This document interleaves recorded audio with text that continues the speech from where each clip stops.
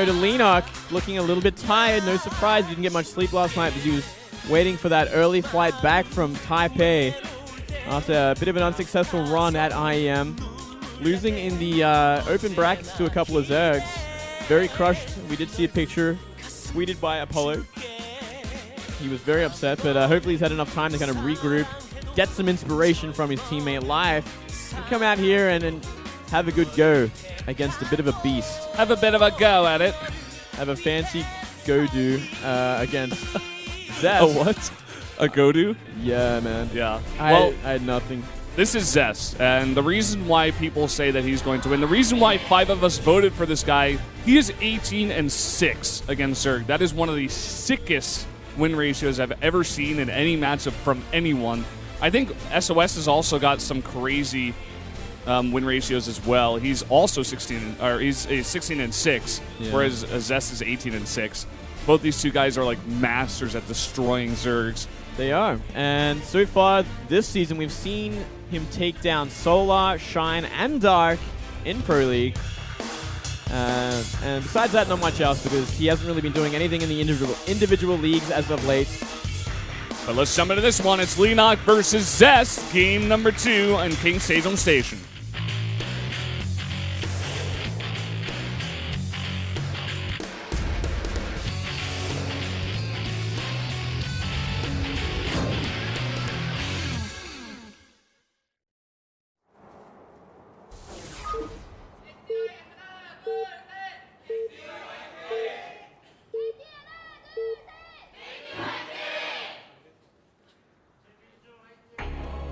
Up here in the top left, the red Zerg, it is Leenock.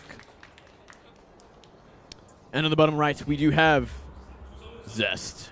Some fast introductions today. Yeah. They're not wasting any time with this. They want to get right into it because everyone wants to see who's going to win this. Leenock versus Zest, you kidding me? King Sejong? Are you kidding me, Moonlin? No, dude, I'm for real. This is actually happening. So happy about this. So much StarCraft happening. Just want to reiterate, out here in Korea as well as in other tournaments, you know, I am Taipei just finishing up this weekend. So many amazing games to watch, especially, you know, in that super stacked tournament. But also, out here in Korea, we got the best players in the world. We do. So make sure you tell your friends if they're fans of the other regions. Definitely check this one out as well. Well, I think every player has to be a fan of this region no matter what. It's just about... Well, it actually is no excuse. This is actually the best region. This is where all the inspiration comes from. And this is where you look up to the people that live their lives playing nothing but StarCraft every single day. I'm kind of curious. You know what?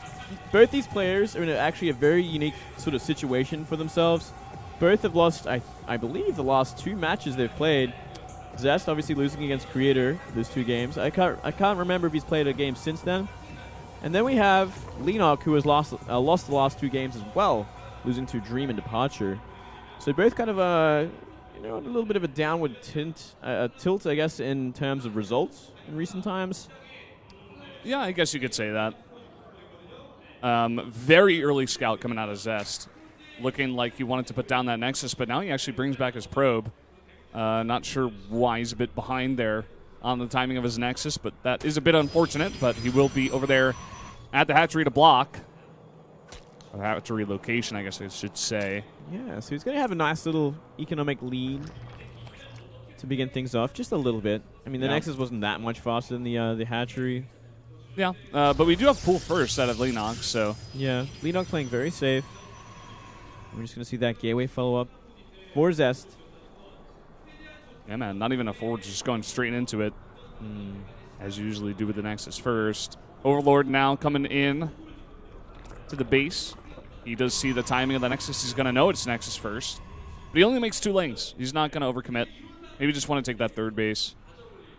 Let's see what he decides to do here. Probe with some minerals that he stole from the base. Ooh, hold on, Valdez. We're seeing a nice and early extractor in the main base for Leenock. So he is going to be getting that Zergling speed at least a little bit earlier. This is some more kind of life-esque, I guess you could say, style. Getting those speedlings out nice and early. Being able to apply pressure, defend against anything, gain map control, and even go for an all-in. Yeah, man, I'm just so excited to see this game flesh out. These are two players that are so good at their respective matchups for this game. And I really want to see exactly what build Leenock's going to go for, especially here off of 2 base so far. Nexus is up. Some Zerglings being annoying. Not really going to get much damage done. He's already gotten a full scout of the base. Not much to see just yet. Seeing both gases are taken, as is the norm. Yep, seeing both gases taken this early could lead you to believe that something might be happening soon. Maybe he wants to go for some kind of tech, but with that overload at the back, it's going to be very easy to scout, unless it is at the bottom of the natural, and it is a nice and early Stargate. Yeah, man. Not even going for Melissa Core just yet. Using that first 150 gas, going straight into Stargate. That he wants this to be as soon as possible, and a bit unexpected probably, especially with that position of the Stargate. Like you were saying, it's quite well hidden.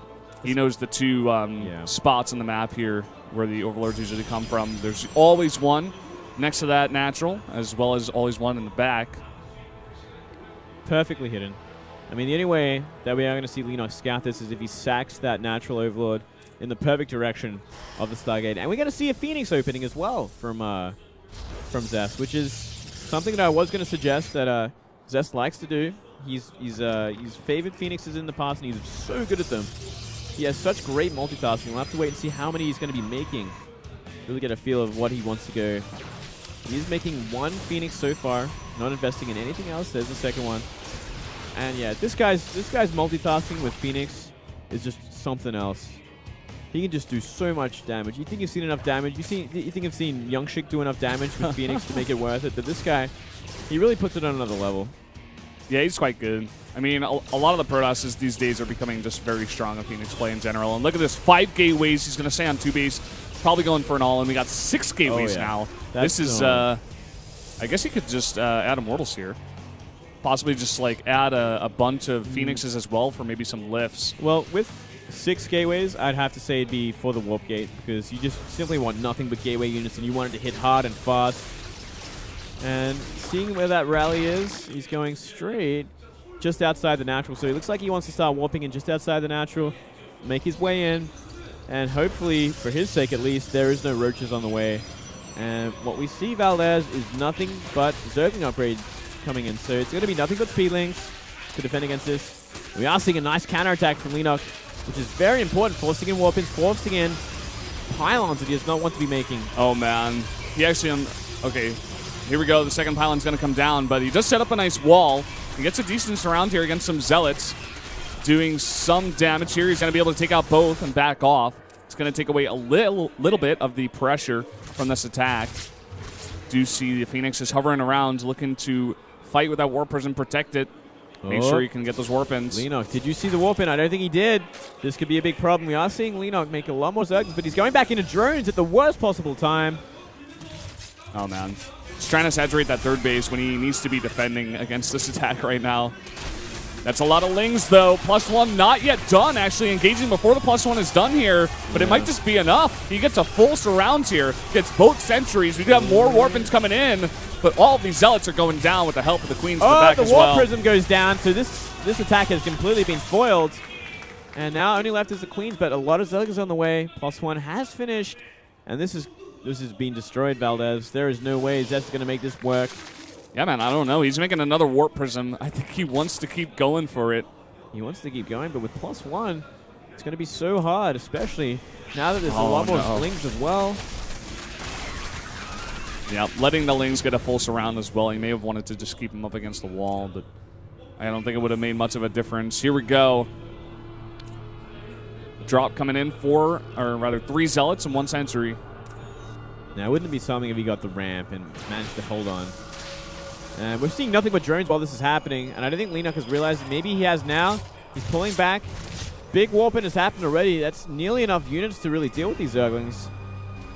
Yeah, we got an Infestation Pit on the way, as well as Burrow. Oh, man. +1 armor, but... Leenock, he is out of lava currently. Oh, man. And he's just making more Zerglings, as well as a couple of Queens here, possibly, for the defense. I think Lings are the right idea, especially because they are +1, and he isn't fighting against +1 Zealots or anything like that. He can just hold on like this. He should be okay. It's It's going to be up to Zest to make that tech switch into something a lot more useful.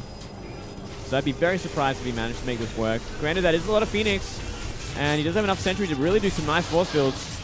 Oh, forcing out some that he just really didn't need to do. Yeah, Burrow about to finish up here.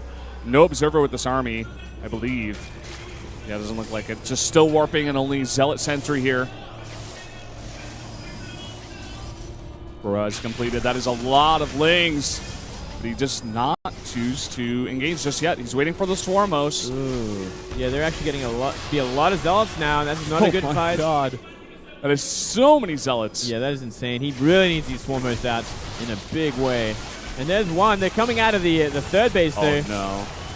And one survives. And the second one, is it going to survive too? Oh, it gets transfused at the perfect time. And that actually might be enough to really push back this. Yeah, he's got a lot of Lings as well as Queens in the back here. The Phoenix is not really able to help out that much. The positioning here on the Zealots is decent. Not the full surround he wants. And still a lot of Warpins coming in. The Phoenix is finally lifting up all of these Queens. Oh, man. This is not good. I think we might need some more Swarmos, though. Those Roaches are going to help out infinitely against these Zealots. So long as they start kiting. Kiting is the word. Yep. More Roaches popping out here. Those Phoenixes are going to run out of energy soon, and once the Queens get on the ground, it's going to help out a ton here in the defense. Yeah, that is actually way too much. With these Swarmos helping out momentarily, it's just simply too much damage, and great transfusions going down in these front Roaches.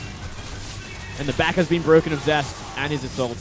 And what can he do from here? Totally holds this off. He is at a low drone count, but he's got 3 bases. Zest, I mean, I guess he puts down a third base. He doesn't really have much of a transition point here unless he wants to continue the attack.